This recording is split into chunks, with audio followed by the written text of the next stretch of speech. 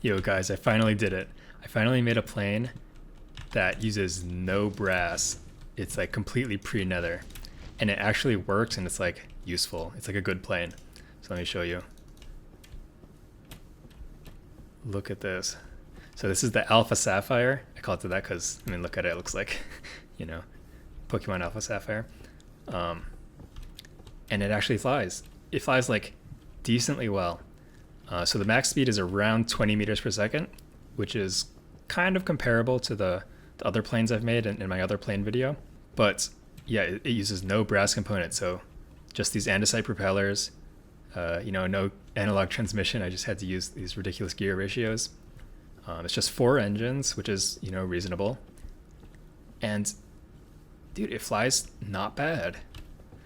It's not the best. You can see it's like a little bit awkward. The turning especially feels a little weird, but dude, you can build this so early in the game. Nice landing. All right, so let's take a look at how this thing works. The first thing to talk about is the fact that there's only 2 control surfaces.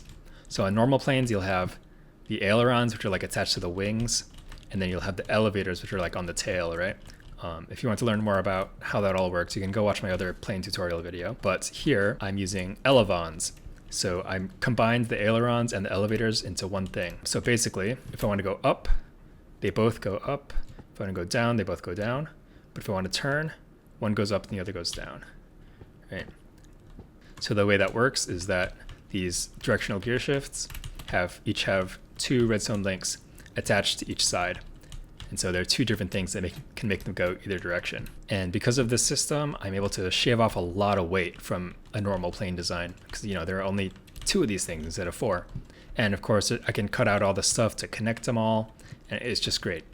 The other way I saved a lot of weight is by using cogs here instead of encased chain drives. Before, when I was trying to make these pre-nether planes, I just put encased chain drives here to connect all the propellers, and that was so that they would all be spinning the same direction. However, I didn't realize that you can actually have them spinning opposite directions but still pushing the air the same way. And you just do that by wrenching them. So yeah, it's actually really simple. So this saves like half the weight. Okay, and then something else you might realize is the wings are like a really weird shape.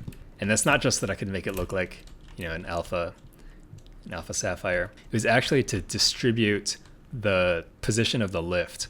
So if I put like all the wings, out in the front like this, for example, there would be too much lift at the front and it would just like pitch up way too drastically. And so I was like slowly shifting it backwards and forwards and spreading it out to get the most even flight I could.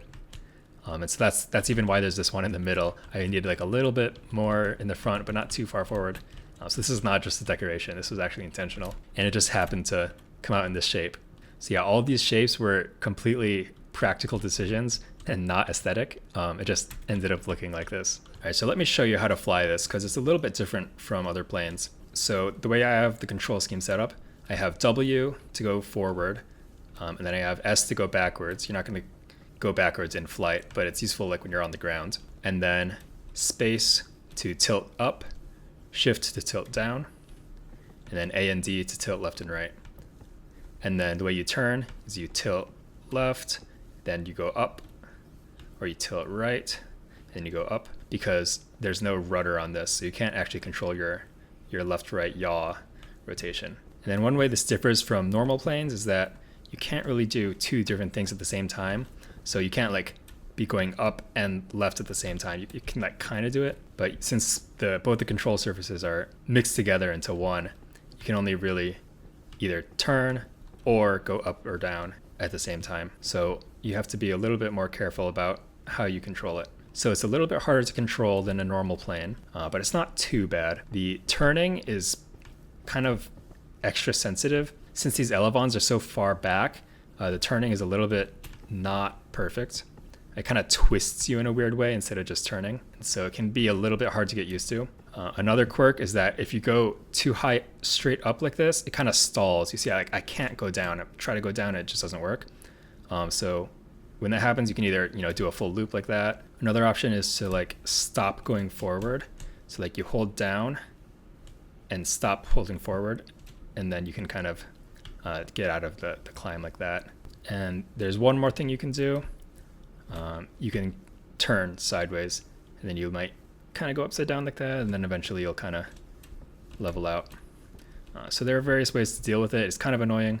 It kind of happens a lot, but there are ways to deal with it, and you'll just kind of have to get used to it. But if you're mindful of your pitch, and you make sure not to go up too high, it's not bad to control. It's really not bad at all. I say as I crash. Also, I find it significantly easier to drive in third person like this, in the unlocked contraption camera. It's possible to do first person. It's just a lot harder to keep track of your rotation and all the different axes. So I'd recommend doing it in third person. And yeah, as you can see, it's decently fast. As I said, it's around 20 meters per second. So it's in the ballpark of other planes that use brass. So I'd say this is a truly practical plane that you can actually make pre-nether. And beautiful landing. I'll say you usually do need a pretty big landing strip to be able to land this effectively, since it doesn't turn very easily. It also doesn't turn easily on the ground. So you'll pretty much just have to get out and then, punch it around if you're in survival mode, to position it on the runway. All right, and some practical survival tips. I included this barrel here, and I'd recommend including some rope stuff in case you crash and get your plane stuck somewhere. If you drop it into a ravine or something, you can use your rope winch to pull it out. And then the other thing that you should keep lots of is fuel. I'd recommend setting up a charcoal farm, which is pretty easy to make, and you'll just have infinite fuel like this. And a stack of charcoal lasts about an hour and a half in one of these engines. So 4 stacks of charcoal, one for each engine, and that'll keep you flying for a really long time. And if you're more of a Groudon fan, it kind of looks like an Omega as well. So, you can kind of pass it off as a Omega Ruby. But yeah, that's about it. It's a pretty simple build. I'll have the schematic download in the description. Should be very straightforward to assemble it for yourself. So if you like this, please like and subscribe, and thanks for watching. See ya.